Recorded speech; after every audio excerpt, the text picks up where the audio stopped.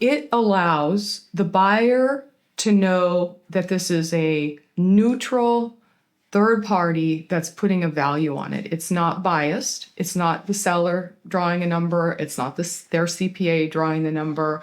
It also lets the seller know this is not a pie in the sky number. Like sometimes they need to be brought into reality because their $1 million practice didn't do $1 million in the last 3 years, and that this is the real number. Blue and Company are certified valuators that we work with, and they are independent.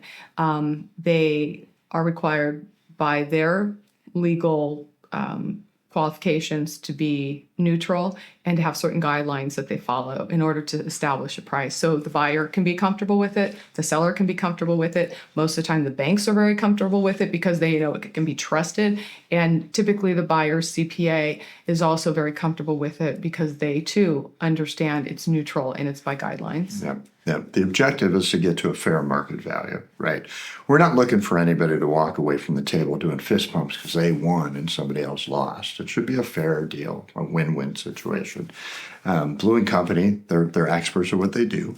They do approximately 450 dental valuations a year, right? So they're probably one of the best in the country, if not.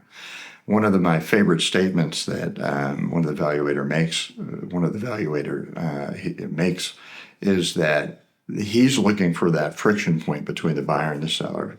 So where the seller's not really happy and thrilled and the buyer's not really happy and thrilled. That means he found that perfect middle point where he knows he's in a fair zone of value for that practice.